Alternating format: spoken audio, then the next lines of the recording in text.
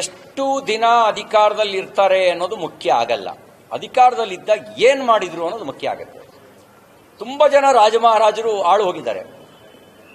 ನಾಲ್ವಡಿ ಕೃಷ್ಣರಾಜ ಒಡೆಯರ್ ಥರ ದೂರಗಾಮಿ ಯೋಜನೆಗಳನ್ನು ರೂಪಿಸಿ ಹೆಸರು ಪಡ್ಕೊಂಡವ್ರು ಇಲ್ಲ.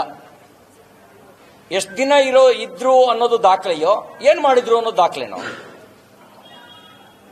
ಅತಿ ಹೆಚ್ಚು ಸಾಲ ಮಾಡೋದು ಸಿದ್ದರಾಮಯ್ಯನವ್ರ ದಾಖಲೆಗೆ ಸೇರುತ್ತೆ ಅಂದರೆ ಅದನ್ನು ಅವ್ರು ತಗೊಂಡ್ಲಿ.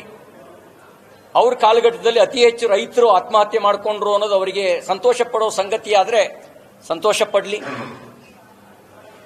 ಅತಿ ಹೆಚ್ಚು ಡ್ರಗ್ಸು ಜಪ್ತಿಯಾಗಿ ಚಂದದ ಬೀಡು, ಗಂಧದ ನಾಡು, ಅದು ಮಾದಕ ವಸ್ತುಗಳ ನಾಡನ್ನಾಗಿ ಪರಿವರ್ತಿಸೋದಕ್ಕೆ ನಾವು ಸಹಕಾರಿಯಾಗಿದ್ದೀವಿ ಅಂತ ಆ ಸರ್ಕಾರ ಹೆಮ್ಮೆ ಪಡೋದಾದ್ರೆ ಹೆಮ್ಮೆ ಪಡಲಿ.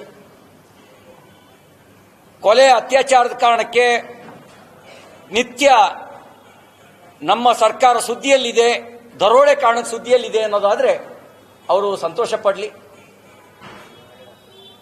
ವಾಲ್ಮೀಕಿ ಅಭಿವೃದ್ಧಿ ನಿಗಮದ ಬಡವರ ದುಡ್ಡು ತಿಂದು ಮಂತ್ರಿ ರಾಜೀನಾಮೆ ಕೊಡಬೇಕಾದಂಥ ದುಸ್ಥಿತಿ ಬಂತು ಅಂದರೆ ಅವರು ಹೆಮ್ಮೆ ಪಡಲಿ. ಅದಕ್ಕೆ ಅವರಿಗೆ ನವಿಲುಗಿರಿಯನ್ನು ಸಿಕ್ಕಿಸ್ಕೊಳ್ಳಿ. ಹಲವು ಮಂತ್ರಿಗಳ ಮೇಲೆ ಭ್ರಷ್ಟಾಚಾರದ ಆರೋಪ ಇದೆ, ಆದರೂ ನಾವು ಬಂಡತನದಿಂದ ಇದ್ದೀವಿ, 60% ಕಮಿಷನ್ಗೆ ಏರಿಸಿದ್ದೀವಿ ಅನ್ನೋ ಸಾಧನೆ ಏನಾದಾದ್ರೆ ಅದನ್ನು ತಾಮ್ರ ಪತ್ರದಲ್ಲಿ ಇಲ್ಲದೆ ಇದ್ರೆ ಅವರು ಚಿನ್ನದ ಪತ್ರದಲ್ಲೇ ಬರೆಸಿ ಇಟ್ಕೊಳ್ಳಿ.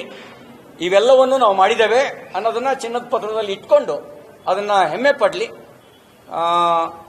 ಅತಿ ಹೆಚ್ಚು ಅವಧಿಯಲ್ಲಿ ನೀವು ಕುರ್ಚಿಲಿ ಕುಂತಿದ್ದೀರಿ. ಅತಿ ಹೆಚ್ಚು ಭ್ರಷ್ಟಾಚಾರದ ಹಗರಣಗಳು, ಎಲ್ಲ ವಸ್ತುಗಳ ಬೆಲೆ ಏರಿಕೆ ಮಾಡಿದ್ದು, ಅತಿ ಹೆಚ್ಚು ಅತ್ಯಾಚಾರ, ಅತಿ ಹೆಚ್ಚು ಆತ್ಮಹತ್ಯೆ, ಅತಿ ಹೆಚ್ಚು ದರೋಡೆ, ಇವೆಲ್ಲವೂ ಕೂಡ ತಮ್ಮ ಹೆಗ್ಗಳಿಕೆಯ ಗುರುತುಗಳು. ನಿಮಗೆ ಅಭಿನಂದನೆಗಳು.